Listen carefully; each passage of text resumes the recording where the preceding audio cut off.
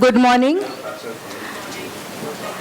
Our keynote speaker, Dr. Raghunath Mashelkar, former Director General, Council for Scientific and Industrial Research, distinguished speakers at the panel discussion, past President, member of Bombay Chamber Board, distinguished guests, ladies and gentlemen. A very warm welcome to each one of you for joining us today for the conclave on corporate governance, building a resilient board.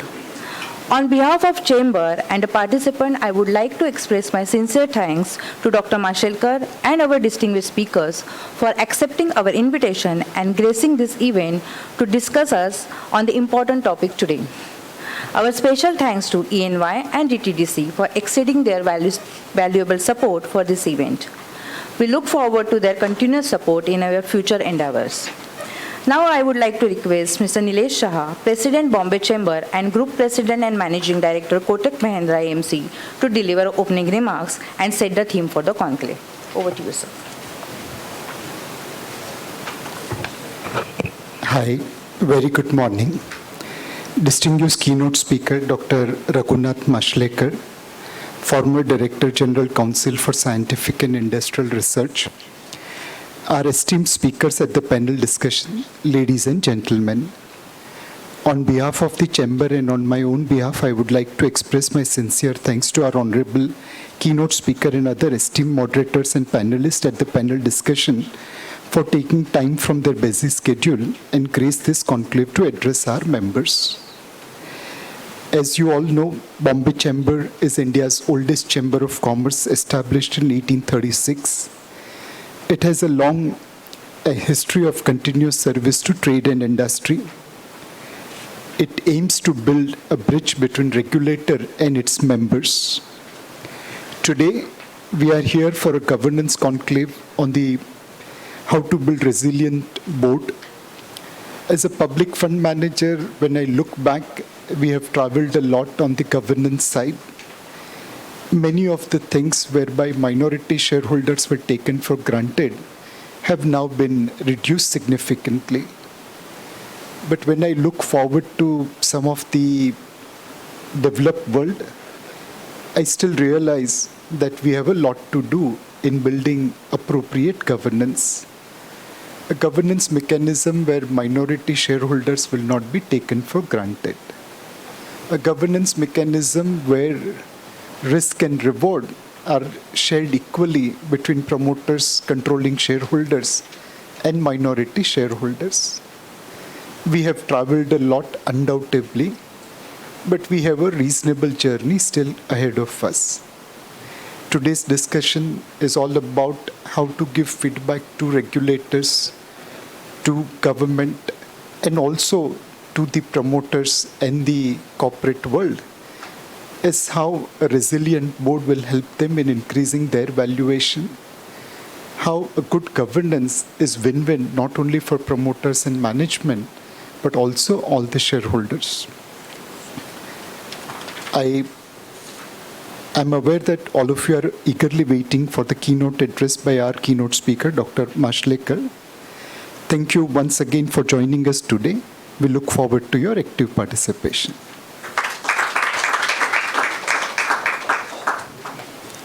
Thank you, sir. Now I would like to invite Mr. Suhas Tulzapurkar, Co-Chairperson, Governance Committee, Bombay Chamber, and Founder Director, Legacies, to introduce our keynote speaker, Dr. Raghunath Mashelkar. Thanks to everybody. Very good morning and warm welcome to everybody who is online. Thank you for joining us today. On something which is, a very embarrassing situation for me, because it's like a small torch trying to introduce a sun. Sir, you are like that sun, you are like many suns there, out there in the sky. And I'm a small little, tiny speck trying to say, sir, how great you are. But all of us are that way. Thank you, Nilesh bhai, for that. Padma Shri, Padma Bhushan, Padma Vibhushan. Sir, only Bharat Ratna is left now. Dr. Mashelkar doesn't need any introduction, especially to corporate India. And the journey has been amazing for us, sir, and I'm going to look at it from a different perspective. You are a motivator, you are an inspiration to many of us. And I think generations are looking forward to you in terms of your inspiration and motivation, your experience and your outlook to life. Many a times we've only read about you, whether it is, from leapfrogging to pole vaulting. We've actually kind of looked up to you all the time. And in corporate India, I must say that probably half of India GDP even looks up to you for guidance and for inspiration. I can read out the resume. Everybody can read it out, which is online, which is there. And I think that runs into a book itself. So I'm not going to kind of bother with that. All I'm going to say, sir, thank you very much. I express my gratitude and warm welcome to Bombay Chamber. Thank you, sir. So thank you very much for those very warm words. And Nilesh, thank you for your invitation. You're gracious enough to even change the date. I really, really appreciate it, your affection and really. And I have chosen to speak today on a subject that I've been talking about for quite a while. In fact, it's interesting that the first time I talked about it was a fireside chat with an Australian leader in science who actually invited me to speak on this because COVID was a time when our resilience was really tested, actually. Jeff Garrett was the former CEO of CSIRO, the equivalent of CSIR in India. And then I've been talking about this subject in different contexts, like, for example, Unni is here, IIT Bombay Monash Research Academy you heard. And I've been to Monash University as Sir Louis Matheson Distinguished Professor, and I used to talk about resilience as an important subject for engineering that needs to be sort of introduced. I've talked to Indian Institute of Corporate Affairs in terms of what does it mean for the corporates. The Reliance, our entire Reliance family, a few thousand attended that talk in terms of what lessons we can learn from the resilience in Reliance and so on and so forth. So I have tailored this for today's sort of session in a slightly different way. This is not going to be kind of finally a goal book on what the board should be doing, but going to give you an overall view of why VUCA, volatility, uncertainty, complexity, and ambiguity, is the new normal. All right? And therefore, we have to be sort of prepared for it. And what is it that the board can do in terms of the board members, their proactive actions, and what should we do differently than what we are doing so far? That is going to be my focus. I must also say that I'll be talking about Reliance probably every other slide because I've been on the board for 17 years and I've learned a lot from being on that board. In fact, I always say R in Reliance stands also for resilience, among other things. So there will be a few sort of examples that are coming from Reliance, but not that I have not heard from other boards, like Hindustan Unilever, like Tata Motors, like Piramal's, etc. I've been on several boards. I've learned quite a lot. But Reliance, you will see me mentioning many times. I thought I will give these clarifications. Can we move to the next slide? Or what do I do to move? Yeah. Now, if you look at the big challenges that we have, I would list 5 here. The first is asymmetry, increasing wealth disparity. And as a matter of fact, inequalities are going to be one of our greatest challenge because income inequalities cause social disharmony, all right? And that itself is a major challenge for remaining resilient as a society, as a nation, and so on. When people talk about India at 75, I talk about Bharat at 75 because 70% of India lives in villages.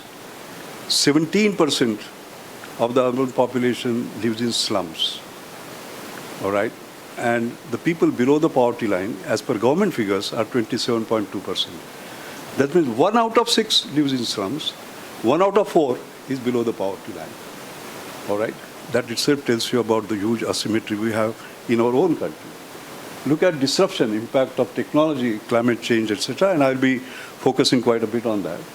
The age, population shifts and democratic pressures, and of course, India is in a fortunate situation as far as this is concerned.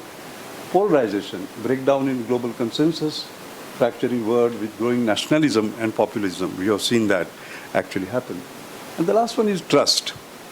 In fact, I often say in India, our challenge is not budget deficit, it is trust deficit, all right, of a variety of kind. As a scientist, you will expect me to give an equation to start with, so I will not disappoint you.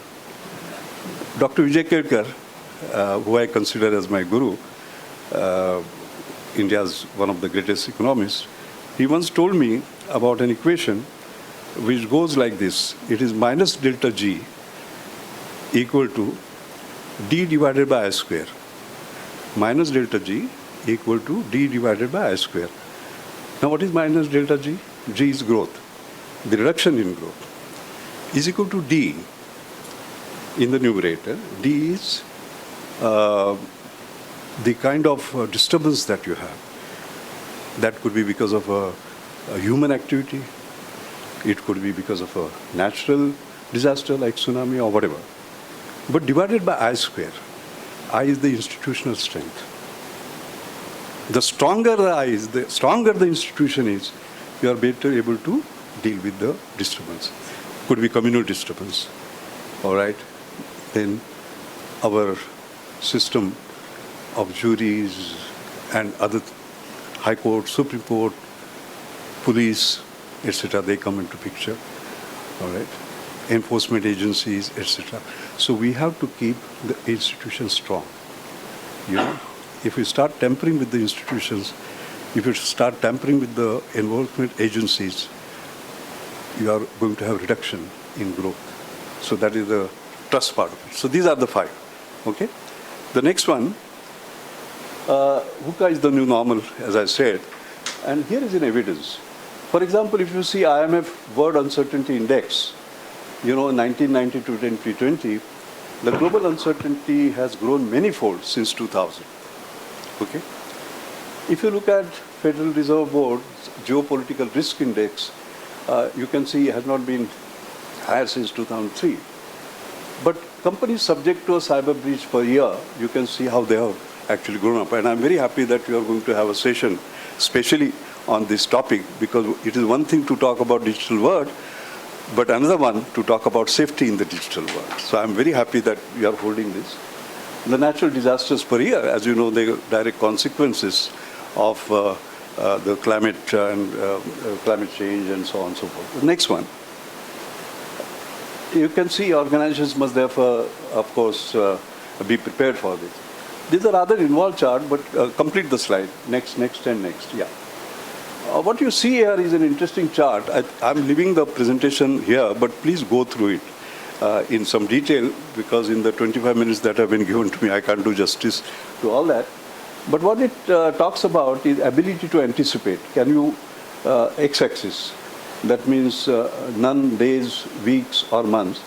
And then the sort of magnitude of damage that you can create.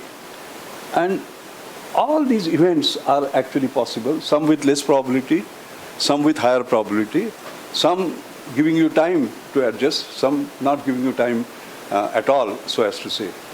But the real crux of this slide is 80% of global trade involves nations with declining political stability. 180 products are exported almost exclusively by one country. And 3.7 years is the shocks lasting a month or more occur every 3.7 years. So the point that I'm trying to make is that it's not getting better, it is getting worse. And that's why today's meeting becomes even more important, more timely. Next. You can see the emerging technology that are disrupting every industry. And again, you can see all sectors, right, from agriculture to telecommunications. And these are all emerging technologies. Take, for instance, artificial intelligence, okay? Now, when it is green, it means it will do an immediate impact. When it is, let's say, red or pink, longer term impact. This is again an involved slide, but I'll leave it with you for you to study in your own area how different technologies are going to impact. What is very important is AI, for example. AI is going to impact everything, so as to say.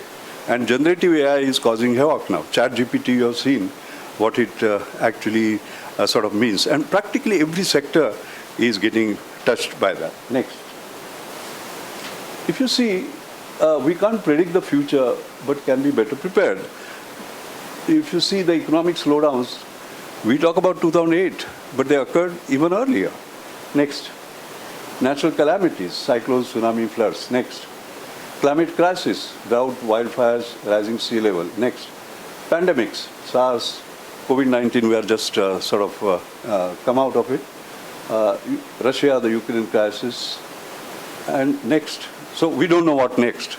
Would Taiwan be next? We don't know. All right. So we have to be, again, prepared. That's the point I'm trying to make. So building resilience is the most important need of the year. That's the importance of today's session. Next. If you see the resilience, the business, economic, and societal resilience they are all interlinked.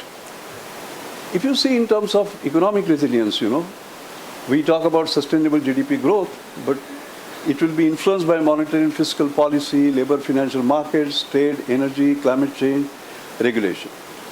If you see the business resilience, the purposeful company growth, the financial strength, operational resilience, IT resilience, etc. And if you see the societal resilience, there is this inclusive growth, social welfare. I just now talked about the inequalities and what difference they can make, and so on and so forth. Next.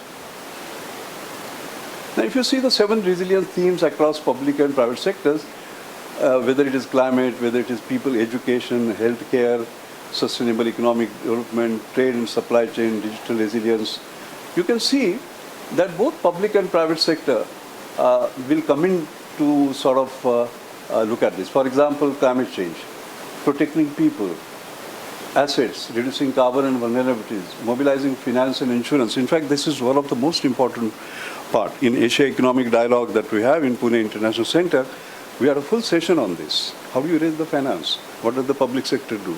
Private sector do? What can we do in partnerships?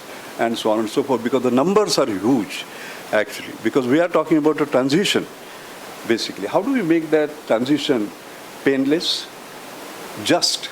Because when you close coal mines, the hundreds of millions who are losing jobs, what do we do with them, for example? And so on and so forth. So I will not explain each one of these, but I can assure you that these are going to be very, very important factors. Next.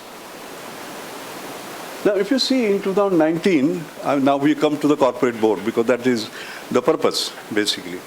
I suppose when you talk about resilient board, I understand that it's a board which can make the company resilient, because there's no point in each one of you being resilient if the company collapses, basically. So we must start giving it a priority in board meetings. What was happening here are the data. That if you look at the 2019 agenda, when COVID did not hit us, you can see the main topics that we talked about were, of course, innovation growth, technological trends, culture, workforce, etc., etc. And corporate resilience was the least. Nobody talked about it. All right. Now we might say, oh, we had a risk management. It's not the same, by the way. Let us understand that. Okay.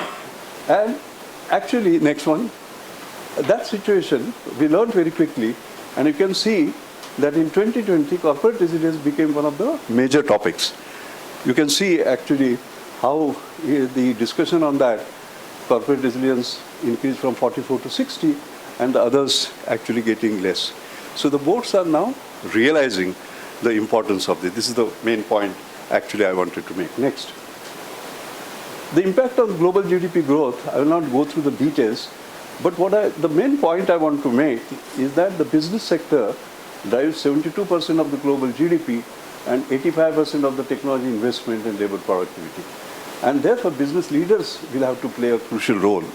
And I hope that today's discussion will sort of talk about how we go about it. Next. There are 6 dimensions of organizational resilience. First is the financial, second is operational, technological, organizational, reputational, and the business models. Okay? Some of them will be obvious to you, or maybe most of them.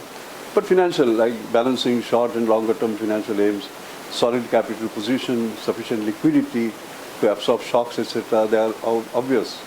Similarly, technological, strong, secure, flexible infrastructure to maintain robust business continuity, disaster recovery capability, etc., etc. So these are all going to be important. I'm sure they will be discussed today in all these aspects. Next. Now, we can't predict the future, but we can be better prepared to face it. Now, pharma, for example, API supply chain disruption. You know, we boast ourselves as pharmacy of the world.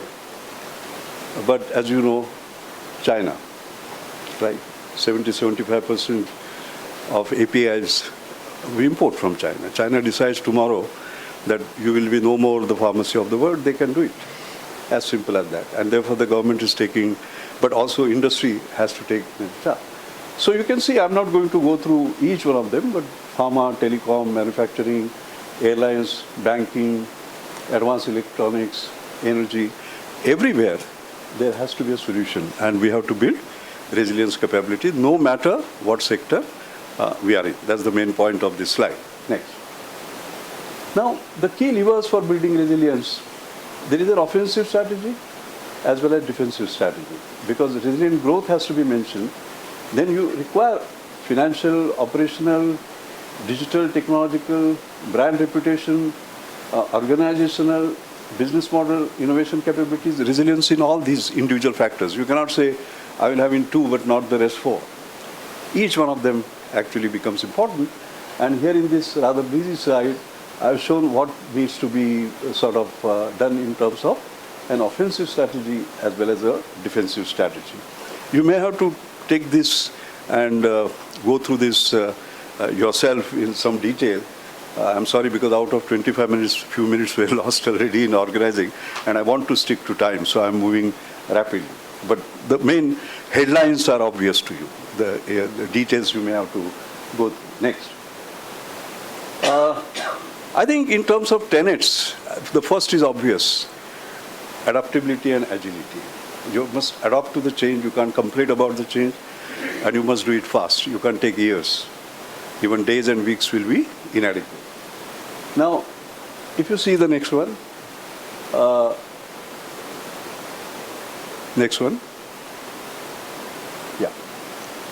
at Geo. As I said, I will be often talking about Geo.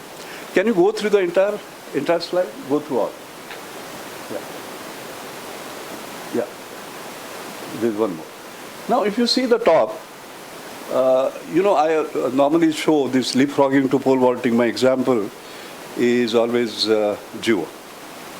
Because in 2017, February, we were 156 in 236 nations in terms of mobile data consumption. Within 1 year after Geo came, we did not leapfrog from 156 to 100. We pole vaulted to number 1. And we have been number 1 ever since.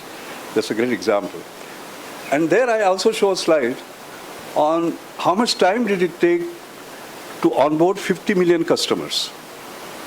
And the record was held by Facebook, 2 years. We broke that, 83 days. Now you might say, Mukesh Bhai has deep pockets. No. There was a huge innovation that was involved, basically, in doing that. And my book actually shows what it was. But here comes the issue of resilience. See, if you see the Geo Aadhaar eKYC, that was a game-changing because it fast-tracked the customer onboarding from days to minutes, right? How did they do that? They reduced the operational components, no paper storage, movement, reduced cost. So they onboarded 100 million subscribers in 170 days. And then came Supreme Court order. They stopped private entities from using Aadhaar-based authentication. What did Geo do? It migrated just 15 days from eKYC to image-based authentication using Hyperverse AI platform. and today we have 450 million. That is resilience. Anybody will come in your way. It could be Supreme Court, it could be some other factor and so on and so forth. But you must be able to rebound very quickly. That's the main point. Next one. Look at RIL bouncing back in record time after a major disaster. I was a witness to this. Patalganga manufacturing plant, there was a flood disaster. And when we approached the consultants, they said 6 months. They said no. Reliance doesn't count in months, it counts in days. And they did innovation. You have been operating plants and you know when motors get wet, how do you dry them? So the consultant said we'll get the used dryers. They said nothing doing. They bought every possible hair dryer that was available and dried it within no time, and within few weeks they were on, so as to say. That is resilience. That is adaptability. That is agility. Next. COVID vaccine, for example, moving away from our own example, you see, normally for vaccine, typhoid fever would take how long? Some take 20 years, 15 years, 10 years, and Ranjit, you know more about this than any one of us do. And then, next one. Next one. Yeah. You can see December 1, COVID-19 illness documented. On January 10, SARS-CoV-2 virus was sequenced, and December 11, phase 1A vaccination. This is the fastest so far, you know. And there were a large number of factors. In fact, a full book can be written on how this was achieved. But let's not forget that when we talk about this mRNA vaccine technology, it was not born in a day. It was 20-25 years investment in science. That's why I keep on saying in India, I'm not happy that 1998 our investment in R&D was 0.7% of GDP. Today it is 0.7% of GDP. In 30 years it has not changed. The fact that we had COVID vaccines of our own were because we invested a long time ago. All right, these investments just did not sort of start. And continued investment like that actually made it possible. Next. And Novartis, once I knew you are going to come, I had to put a slide on that. Just see how you have moved. Huh? Right from organic chemistry to microbiology to genomic to AIML, big data. You know, over a period of time, you sort of build resilience in terms of this flexibility and sort of movement. Next. The resilient thinking is very important while designing the system to handle any unforeseen events. Now, again, I'm sorry to say, I have to give Reliance example with which I am familiar. Next. So there was this idea of building a new refinery at Jamnagar. And of course, as usual, we get consultants, ask them how to do it. So the consultant met Dhirubhai Ambani and asked him this question: to what crude specification do you want to build the refinery? Dhirubhai said, for all specifications, from dirtiest to finest. The consultant said, but there is no such refinery in the world. To which Dhirubhai's answer was, there is always a first time, and I want to be the first one. And the result today, Reliance processes 200 plus types of crudes, completely resilient to global fluctuations. This is called resilient thinking, so as to say, and planning. I cannot give a better example. Next. Yeah, that will be. Then looking not at forecasts but scenarios. This is one of the major changes we have to make actually. Learning to do scenario building, all right? Next. If you see, therefore, this is future planning and scenario building that will be critical. So actually moving backwards from what the vision to the present and then moving step by step becomes important. Next. Complete the slide. Yeah. One of the most resilient companies I have observed in my studies is Shell. If you see, they have been in global Fortune Global ranking. 1995 they were 10, 2009 they were 1, and 2019 they were 3. So in 25 years they have occupied the top 10 positions. How do they do that? And you can say that Shell responded faster than any other company by virtue of its sensitivity to emerging topics. whether it was climate change, the rise of China, shale gas, and so on and so forth. And that is based on their capacity to do the scenario building and prepare themselves actually. And don't forget 100 years, 100 countries, 14 sectors, the diversity. So many times, we have an excuse, oh, our business is too complex, too diverse, too this, that, etc. Nothing to it. You can actually do it. Next. Building resiliency by proactively throwing failures and prepare for what is scenarios. Now here it is interesting, by the way. Normally we talk about chemical engineering, metallurgical engineering, aeronautical engineering, civil engineering, and so on. I introduced the term Gandhian engineering, expanding the scope, as you know, getting more from less for more. But there is a new term now, chaos engineering, all right? And there is some formal science that is being built on that. And you can see here, for example, extreme stress testing of online platforms has become its own science now, and see what Netflix does. So what they do is they put a chaos monkey. And that chaos monkey is a resiliency tool. It randomly creates chaos in production environment, exposing engineers to failures, more frequently incentivizes them to build resilient services. The point I'm trying to make is that resilience is not just common sense thinking. There's a deep science now that is coming, and our companies our board members must get familiar with these skills. What are the new skills that the next gen board members must have? It is these kinds of things. All right, next. Then purpose driven. Why does an organization exist? Alignment. All right. That's why I talk about One India. Right. Now, next slide. When it is a purpose driven organization, then the golden circle, if you see, the employees know what we do. Employees know how we do. But do the employees know why we do it? The big purpose, the North Star, Dhruvatara, that's very important, because then everybody gets aligned. And you can see actually the difference. The purpose-driven companies outperform S&P 500 by 10x, for example, and so on.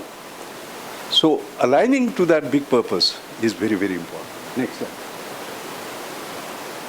This is a slide I want to focus on for a couple of minutes. As you know, I was born in a very poor family. And my mother did not have 21 rupees that were required to move from my primary school to secondary school. Uniforms, shoes, and the rest of it. And we borrowed that money from a housemaid which was working in Chowpatty here. By that time, the school admissions all were over, and I got admission in a poor school. But thank God I got admission in that poor school because it had rich teachers. My science teacher believed in not learning by rote, not chalk and talk, but seeing and learning, seeing and doing. So once he took us out into the sun, wanted to show us how to find the focal length of a convex lens. He had a piece of paper, he had the convex lens, he held it in the sun, moved it up and down, then there was a bright spot. He said, this is the focal length. They held it for some time, he held it for some time, and the paper burnt. And when the paper burnt, he turned to me for some reason and said, Mashelkar, like this, if you focus, you can achieve anything. That was a wow moment in my life. I said, science is so powerful, I'll become scientist. But at the same time, it gave me the philosophy of life, focus. But as I grew, I saw more meaning in it. What was the meaning? You can see that meaning. What it does is that these parallel lines of sun, rays of sun, they remain parallel, okay, because that's the property of parallel lines. Then comes convex lens. What does it do? It makes them converge. There's a big lesson here. This parallelism could be because of race, religion, language, forces that diversify us. What do we require? Convex lens leadership, which brings us together. Not concave lens, which takes us apart. It's exactly the same for leadership. All right? There will be different sort of factors which divide the organization. Can we have the convex lens leadership which brings us all together for a common purpose? All right. That's the issue. Next slide. And then I'll give you, complete the slide. The Economic Times carried this very funny photograph, by the way. You see Mukesh Bhai and myself there. Okay? This is something that happened in 2008. So, Mukesh Bhai doesn't believe, supposing he wants to, let's say there is a crisis, he will not turn some lights off. He'll put the main switch off. That's what he did, 2008. He said everybody on ground. So we wanted to galvanize the entire organization. And I remember, in fact, his meeting with me, where we said, how do we align the entire organization? Because many people have a sense that, oh, it is run by the top brass and Mukesh Bhai, Manoj Bhai, etc. No, we wanted everybody to participate. So how do we align them? And we created what is called the Mission Kurukshetra. We didn't want to copy a Western name, Mission Kurukshetra. It is a war between the bad and the good. Bad is imitation. Good is innovation. All right? And then we had three first principles. First, extreme efficiency. Second, value maximization. And third, war on. Okay. Now, the war on waste was actually nothing wasteful will do in the organization. And we galvanized the entire organization. So that is the sort of cartoon that they have shown. And this was our response to financial meltdown. And what we did was to create awards which are named after the Mahabharata character. Like Karna award. Karna was Danshur. So normally, if you are in sales and marketing, you don't think about manufacturing. Isn't it? We want to show maximum performance, etc. So we found people who will think of the others, and so on. I will not go through all the awards. And the results were incredible. Like, for example, and a lot of economic value, like this idea that paid big time was optimization of facility for ethane pipeline, saving 90 crore, etc. It came from an ordinary worker, so as to say. So when I talk about the purpose driving the entire organization, this is sort of an example. Next one. Then digital ready, I don't have to explain that to you, but I have a specific point on that. Next. See, just hold on there. Hold on. Many people understand digital transformation as digitization. Digitization is making a caterpillar a faster caterpillar. That's not what we are looking for. Next slide. Next one. Yeah. That is the digital transformation. We want a caterpillar to move into a completely different entity, right? Like a butterfly. That many organizations don't realize. They take some component of it and digitize it. That's not going to work. In the new world, there has to be a total transformation. Next one. And you can see the digital transformation is key to becoming resilient. For instance, there are some data on how productivity can change, how agility can change, how time to market reduce, and so on and so forth. These are sort of obvious benefits. Next.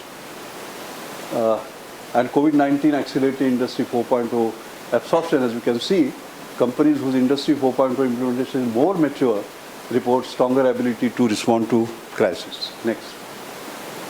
And this one, I have personally experienced it because I did some work with Aspen Tech in different capacity, and you can see, complete the slide. Complete it, yeah. So you can see this self-learning, self-adapting, self-sustaining, how it can self-optimize the entire sort of organization, self-driving, self-learning, and self-sustaining. Next.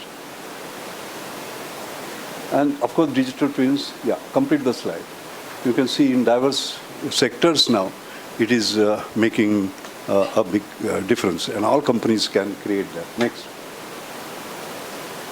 Then finally, of course, climate consciousness. Yeah, we have talked about it. Next.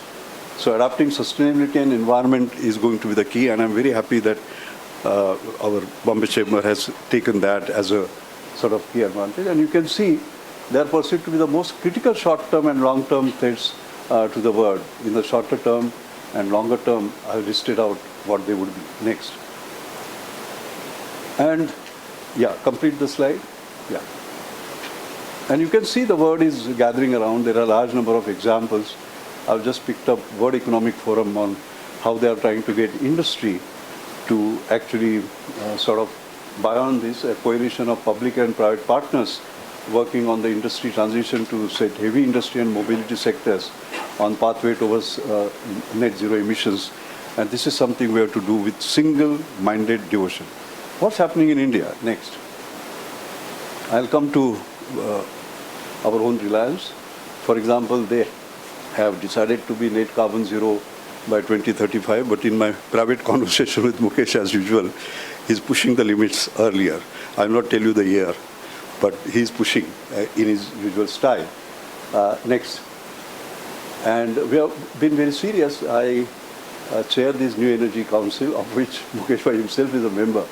And we have some of the world's finest minds as like Mr. Solar, Mr. Wind, Mr. Carbon Capture as its members. Like, for example, Martin Green, the one that you see here, third from left, is father of photovoltaics. Today, we talk about photovoltaics, what it is because of him. Before he entered the field, the efficiencies were 14%, 12%, around that. It was his breakthrough, PERC cells, which actually brought it to 26, 27%. And of course, China factor, we talked about large-scale manufacture. So people like that, Mr. Wind and Mr. Solar. So we are very seriously driving it. Next. In fact, we had a fireside chat between Mukesh Bhai and myself in the last year's Asia Economic Dialogue, and he talked about geofication of green energy. The new word is geofication.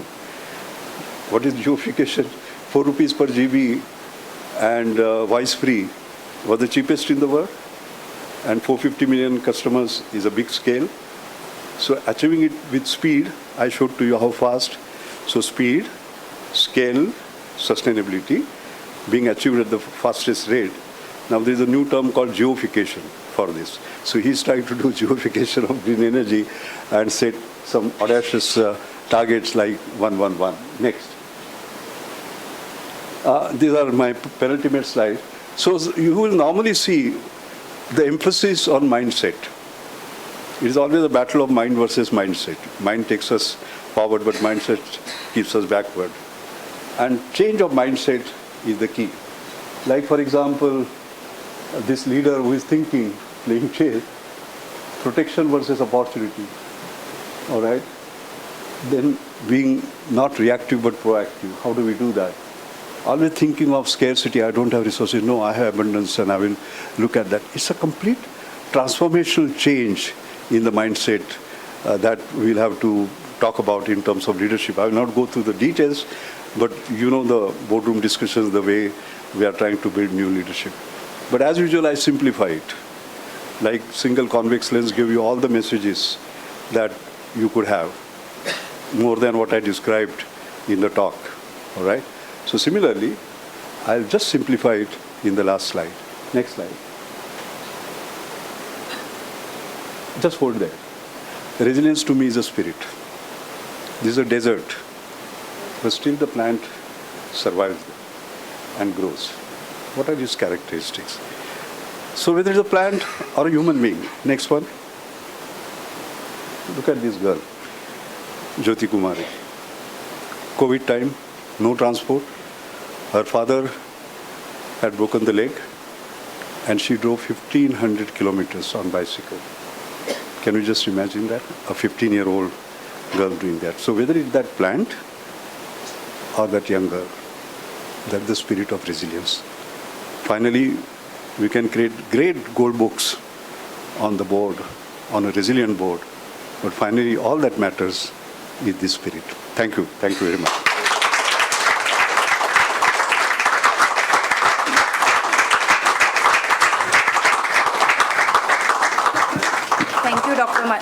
Thank you, Dr. Mashelkar, for your thought-provoking keynote address. Now I request Mr. Nilesh Shah and Mr. Ritesh Tiwari, Senior Vice President, Bombay Chamber, and CFO, Hindustan Unilever and Unilever South Asia, to present a memento as a token of our appreciation to Dr. Mashelkar.